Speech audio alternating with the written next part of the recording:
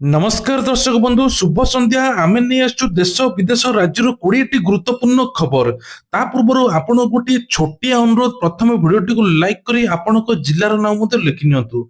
मुख्यमंत्री बड़ घोषणा भत्ता टंका राशन कार्ड ता सहित अनेक गुड़ी खबर अच्छी चलते खबर उपर नजर पकेबा। प्रथम खबर आज सुभद्रार डबल किस्ती मिलिला एने मुख्यमंत्री मोहन चरण माझी आज उपस्थित थे और मेसेज मध्य देइचंती।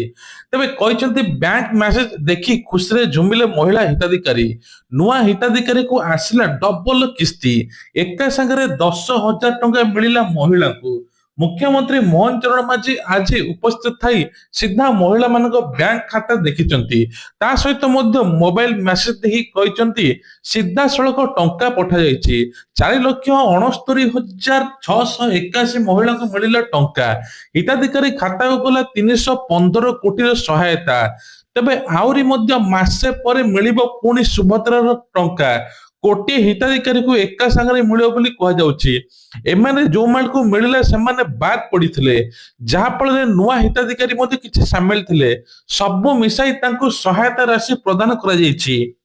परवर्ती खबर एक चांचल्य खबर सरकार नेले बड़ निष्पत्ति गुटखा सिगरेट एवं सबु बीड़ी ब्यान मध्य होईछि। सुप्रीम कोर्ट को निर्देश रे जनसाधारण एवं जन स्वास्थ्य दृष्टिकोणरू राज्य सरकार गुटखा पान मसला जर्दा खैनी तमाकू उपर निकोटिन युक्त समस्त प्रकार खाद्य पदार्थर उत्पादन प्रस्तुति पैकेजिंग गच्छित रखिबा एवं परिवहन वाणिज्य विक्रय उपर प्रतिबंधक जारी करिसंती।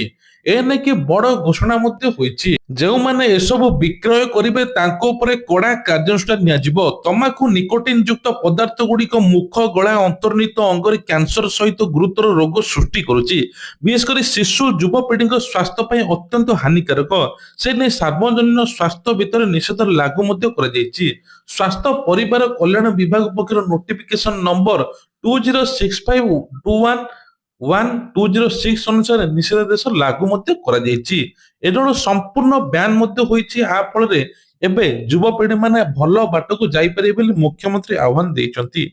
परवर्ती खबर रहउछि राज्य रे ग्रामांचल कार्यरत ग्राम रक्षियों पई खुशी खबर बढ़िला मासिक भत्ता प्रचलित थिबा मासिक भत्ता को वृद्धि करिसंती मुख्यमंत्री मोहन चरण माझी। तेबे एणिके ग्राम रक्षी माने 1800 टंका बदल 2500 टंका मासको भत्ता पाइबे। एथि सहित सप्ताह को थरे सेमाने जेउ थाना अधिकारी काम करुथिबे सेठाकु जाई सेमानक उपस्थापन देबार व्यवस्था रहिछि। सूचनायोग्य ग्रामांचल शांति श्रृंखला रक्षा एवं अपराधी चिन्हट प्रक्रिया ग्राम रक्षी मानकर गुरुत्वपूर्ण भूमिका रही एने कि सरकार चिंता करी भत्ता टंका बढ़ाई जहाँफल समस्त एथरे उपकृत हे बोली सूचना मिलुछि। मुख्यमंत्री आहुरी मध्य कहिछन जे एथर प्रत्येक लोकंकर भत्ता आगु बढ़िबो। परवर्ती खबर रहउछि एथर एक्शन मोड रे जिला शिक्षा अधिकारी पुरी जिलार 72 जन प्रधान शिक्षक शिक्षयित्री एक मासर दरमा बंद करने चिठी जरिए निर्देश जारी कर वर्षा समय वज्रपात हेले सेतिरु बिजुली सुरक्षित रही परिबो साप कामुड़े तुरंत किभली प्राथमिक चिकित्सा होई परिबो से नै जिलार समस्त स्कूल रे सचेतनता कार्यक्रम जरिए छात्र छात्री को अवगत करबा लागि निर्देशनामा जारी कराइथिला। वज्रपात सचेतनता पई जिलार समस्त विद्यालय को 2,000 टंका साप कामुड़ा सचेतनता लगी स्कूल को समस्त को 2,500 टंका लेखा प्रदान कराइथिला। तबे सचेतनता कार्यक्रम खर्चर हिसाब दे न परिबारु 72 जन प्रधान शिक्षक शिक्षयित्री एक मासर दरमा बंद पे चिट्ठी होईछि। वज्रपात सचेतनता कार्यक्रम हिसाब न देबारु 38 जन विद्यालय प्रधान शिक्षक शिक्षयित्री दरमा बंद साप कामुड़ा लगी सचेतनता कार्यक्रम हिसाब न देबारु 34 जन प्रधान शिक्षक शिक्षयित्री दरमा बंद बोली कह जायछि। एने कि सरकार एबे एक्शन मोड रे अछंती काहारे को छड़ा जीवन नहीं। परवर्ती खबर होची बरमुंडारे कृषि महाकुंभ कृषि महाकुंभ रे 15,000 अधिक चाषी समावेश जोग देबे 60 जातीय अंतर्जातीय ख्याति संपन्न प्रख्यात वैज्ञानिक वक्ता विशेषकर कह गुरुवार 24 तारिख पर्यंत बरमुंडा पड़िया कृषि ओडिशा अनुष्ठित हेब। ଚଳିତ ବର୍ଷ କୃଷି ଓଡ଼ିଶାର ଆକର୍ଷଣ ସାଜିବ ଜଳବାୟୁ ଏବଂ ଅନୁକୂଳ ମେସିନ। ଯେହେତୁ ଏବେ ମେସିନ ଦ୍ୱାରା ଚାଷ କାର୍ଯ୍ୟ ଆଗକୁ ଚାଲିଛି, କିଭଳି ଅତ୍ୟାଧୁନିକ ଆଧୁନିକ ମେସିନ ତାଲିମ ଦିଆଯିବ, ଡ୍ରୋନ ସାହାଯ୍ୟରେ କିଭଳି ସିଞ୍ଚନ ହେବ, ସବୁକିଛି ତାଲିମ ମଧ୍ୟ ଦିଆଯିବ। ଯାହାଫଳରେ ବିକଶିତ ଓଡ଼ିଶା, ବିକଶିତ ଭାରତରେ ମଧ୍ୟ ଓଡ଼ିଶା ସାମିଲ ହେବ।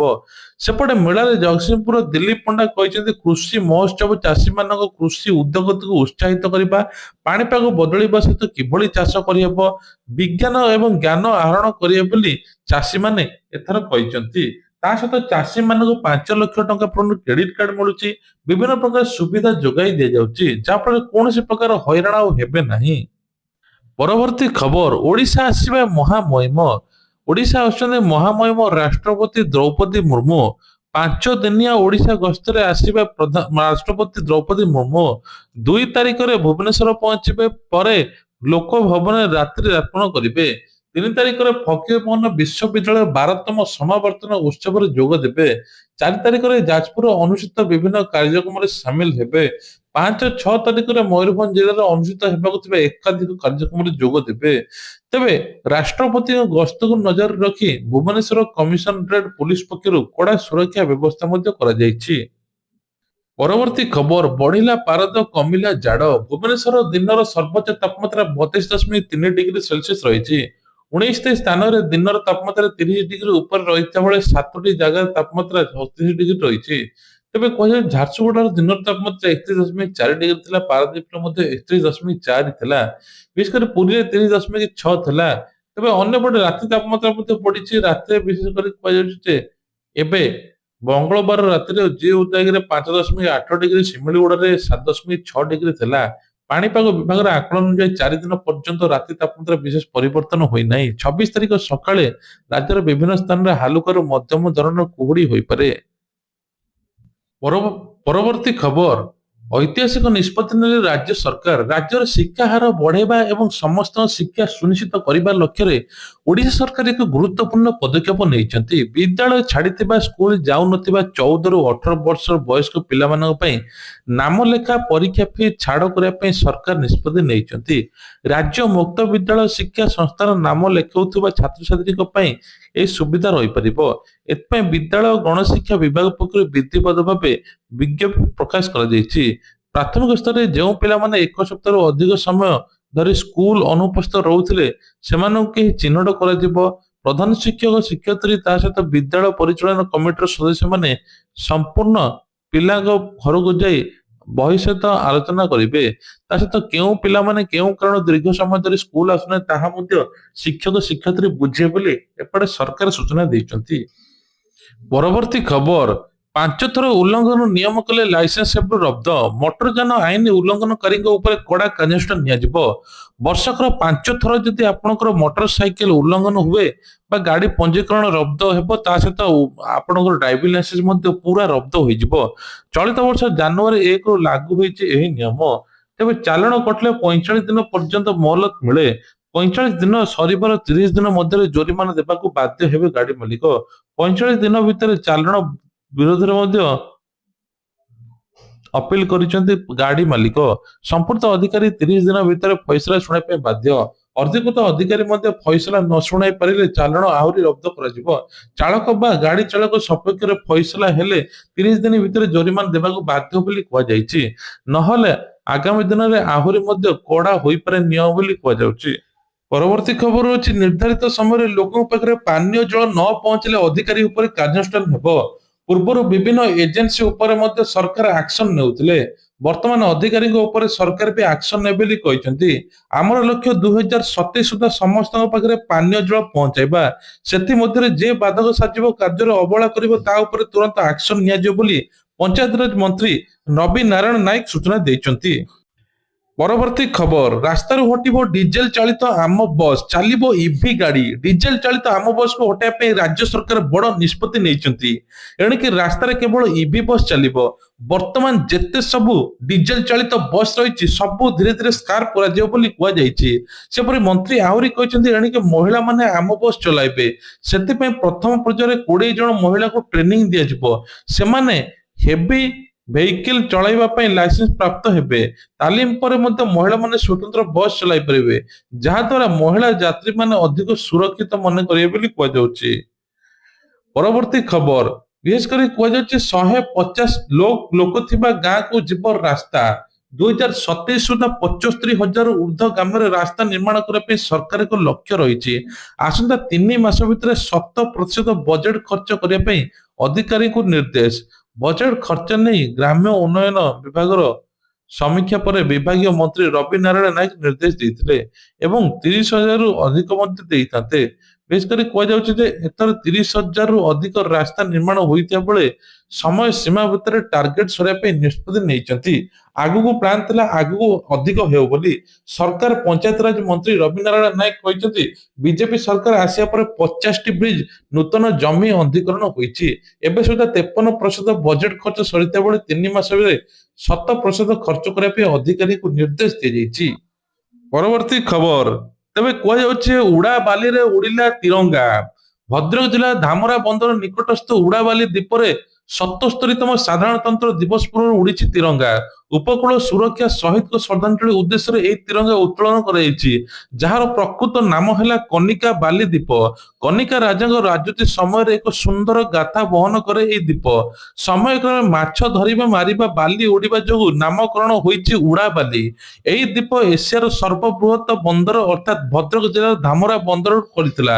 ବିଶେଷ କରି କାରଣ ବନ୍ଦର ପାଇଁ ଏକ ବାଲି ଦ୍ୱୀପ ଗୁରୁତ୍ୱପୂର୍ଣ୍ଣ ସ୍ଥାନ ରହିଛି। ସମୁଦ୍ର ଢେଉ ମାଡ଼ ହେବା ପରେ ସମୁଦ୍ର ଜଳ ସ୍ଥିର ହେବା ଧାମରା ବନ୍ଦର ଏପର୍ଯ୍ୟନ୍ତ ପ୍ରାକୃତିକ ପ୍ରତ୍ୟାଶୟ ସୃଷ୍ଟି ରହିଛି। ଏହି ଦ୍ୱୀପ ପଶ୍ଚିମବଙ୍ଗଠାରୁ 170 କିଲୋମିଟର ଦୂର ହୋଇଥିବାରୁ ଏହି ଉଡାବାଲିକୁ ମଧ୍ୟ ନିଜର ଦାପେଇ କରିଥିଲା। ତେବେ ଓଡ଼ିଶାର ଯେମିତି ବନ୍ଦର ନହେବ ସେଥିପାଇଁ ଭରପୁର ଚେଷ୍ଟା କରିଥିବା ସୂଚନା ମିଳିଥିଲା। ବଡ଼ ବଡ଼ ଜାହାଜ ଯୋଗେ ଆସୁଥିବା ସାମଗ୍ରୀକୁ ଉଡାବାଲିରୁ ଅନ୍ୟ ଛୋଟ ଜାହାଜକୁ ନେବା ପାଇଁ ଯୋଜନା କରିଥିଲା ପଶ୍ଚିମବଙ୍ଗ, କିନ୍ତୁ ସମୟକ୍ରମେ ଏହି ବନ୍ଦର ଉଡାବାଲି ଭଦ୍ରକ ଚାନ୍ଦବାଲି ଅଧୀନରେ ରହିଛି। ପରବର୍ତ୍ତୀ ଖବର ହଉଛି ମୁଖ୍ୟମନ୍ତ୍ରୀଙ୍କର ବଡ ଘୋଷଣା, ଗୋମାତା ଚୋରାଚାଲାଣ କରୁଥିବା ମାଫିଆଙ୍କ ବିରୋଧରେ କଡା କାର୍ଯ୍ୟାନୁଷ୍ଠାନ ନିଆଯିବ। ପାଖାପାଖି ଏବେ 2-3 ଦିନ ଭିତରେ 10 କୋଟିରୁ ଅଧିକ ଟଙ୍କା ବାହାରିଛି, ଗାଡି ବାହାରିଛି, ସବୁ କିଛି ବାହାରିଛି ଗୋ ଚାଲାଣ ପାଖରେ। ଗୋ ମାଫିଆଙ୍କ ମଧ୍ୟ ଚଢାଉ ହୋଇଛି। ବିଶେଷ କରି କୁହାଯାଉଛି କେନ୍ଦୁଝର, ମୟୂରଭଞ୍ଜ, ବାଲେଶ୍ୱର, ଭଦ୍ରକ, ଯାଜପୁର ଜିଲ୍ଲାରେ ଏକକାଳୀନ ଚଢାଉ ପରେ ମାଫିଆଙ୍କ ଠାରୁ ପ୍ରଚୁର ସମ୍ପତ୍ତି ଠାବ ହୋଇଛି। 2 କୋଟି ନଗଦ ଟଙ୍କା, 3 କେଜି 1 କେଜି ସୁନା, 3 କେଜି ରୂପା, ଗୋମାଫିଆଠାରୁ 100 କୋଟିରୁ ଉର୍ଦ୍ଧ୍ୱ ସମ୍ପତ୍ତି ବାହାରିଥିବା ବୋଲି ସୂଚନା ମିଳୁଛି। 14 ଜଣ ମାଫିଆ ଏବେ ଜେଲ ଭିତରକୁ ଯାଇଛନ୍ତି। ଆହୁରି ମଧ୍ୟ ଆଗକୁ ଚଢାଉ ହେଉ ବୋଲି କୁହାଯାଉଛି। କାହାକୁ ଛଡାଯିବ ନାହିଁ ବୋଲି ମୁଖ୍ୟମନ୍ତ୍ରୀ ରୋକଠୋକ ଶୁଣାଇଛନ୍ତି। ପରବର୍ତ୍ତୀ ଖବର ହଉଛି ଓଡ଼ିଶାର ପ୍ରଦର୍ଶନ ଉନ୍ନତ। ପୂର୍ବ ଭାରତର ସର୍ବବୃହତ ଅର୍ଥନୀତିରେ ମୁକୁଟ ବଜାୟ ରଖିବା ପଶ୍ଚିମବଙ୍ଗଠାରୁ ଓଡ଼ିଶା କଡା ଟକ୍କର ଦେଉଛି। ଜିଡିପି ଅଭିବୃଦ୍ଧି, ମୁଣ୍ଡ ପିଛା ଆୟ ଭଳି ଗୁରୁତ୍ୱପୂର୍ଣ୍ଣ ଅର୍ଥନୈତିକ ମାନଦଣ୍ଡର ଆଗରେ ରହିଛି। ଗତ ବର୍ଷ ଓଡ଼ିଶାର ଅର୍ଥନୈତିକ ପ୍ରଦର୍ଶନ ବେଶ ଚମତ୍କାର ଥିଲା। ତେଣୁ ଦୁଇ ରାଜ୍ୟ ମଧ୍ୟରେ ଅର୍ଥନୈତିକ ଅନ୍ତର ଦ୍ରୁତ ଗତିରେ ଦୂର ହେବାରେ ଲାଗିଛି। 2024-25 ଓଡ଼ିଶାର ମୁଣ୍ଡ ପିଛା ଏବେ ଆୟ 96,000 ଟଙ୍କା ଆକଳନ କରାଯାଇଛି। ପଶ୍ଚିମବଙ୍ଗରେ 82,000 ଟଙ୍କା ରହିଛି ବୋଲି କୁହାଯାଉଛି। ତେବେ ସବୁଠୁ ବଡ କଥା ହେଲା ଯେ ଭୁବନେଶ୍ୱରରେ ଏବେ ସମସ୍ତେ ଆସୁଛନ୍ତି ବଡ ବଡ ବିଜନେସମ୍ୟାନ। ତା ଫଳରେ ଏଥର ମଧ୍ୟ ଆହୁରି ମଧ୍ୟ ଆଗକୁ ବଢିବ ବୋଲି କୁହାଯାଉଛି। ଏବେ କୁହାଯାଉଛି ବିଶେଷ କରି ଓଡ଼ିଶାରେ ନିଯୁକ୍ତି ମଧ୍ୟ ସୃଷ୍ଟି ହେବ। ପରବର୍ତ୍ତୀ ଖବର ହଉଛି ଝିଅଙ୍କ ବିବାହ କରିବେ ମୁଖ୍ୟମନ୍ତ୍ରୀ। କନ୍ୟାଙ୍କ ଆକାଉଣ୍ଟକୁ ପଠାଯିବ 35,000 ବାକି ଟଙ୍କାରେ ତାଙ୍କର ଜିନିଷ ବିବାହ ସାମଗ୍ରୀ କିଣାଯିବ। ଏଠାରେ ମୁଖ୍ୟମନ୍ତ୍ରୀ ମୋହନ ଚରଣ ମାଝୀ କହିଛନ୍ତି ବିବାହର 60 ଦିନ ପୂର୍ବରୁ ଆବେଦନ କରିବେ। ଝିଅ ହେଉଛି ଏକ ଆଶୀର୍ବାଦ, ଅଭିଶାପ ନୁହେଁ। ଆମେ ତାଙ୍କର ସ୍ୱପ୍ନ ପୂରଣ କରିବୁ। ଏନେକି ମୁଖ୍ୟମନ୍ତ୍ରୀ 12 କୋଟି ଟଙ୍କା ମଧ୍ୟ ବ୍ୟବସ୍ଥା କରିଛନ୍ତି। ଓଡ଼ିଶା ପ୍ରଥା ପରମ୍ପରା ସହିତ ବ୍ୟୟବହୁଳ ହୋଇଥିବାରୁ ଗରିବ ଲୋକ ଅସୁବିଧାର ସମ୍ମୁଖୀନ ହେଉଛି। କିନ୍ତୁ ଏଥର ସରକାର ବିବାହ କରିବେ କନ୍ୟାଙ୍କର।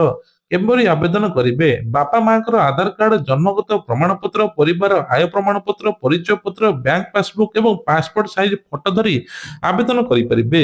ଇଏ ଥିଲା ଆଜିର ଦେଶ ବିଦେଶ ରାଜ୍ୟର ଖବର। ଖବରଟି ଭଲ ଲାଗିଥିଲେ ନିଶ୍ଚୟ ଲାଇକ୍ କରିବେ। ଚ୍ୟାନେଲରେ ନୂଆ ଥିଲେ ସବସ୍କ୍ରାଇବ କରିବା ପାଇଁ ଭୁଲିବେ ନାହିଁ। ଜୟ ଜଗନ୍ନାଥ।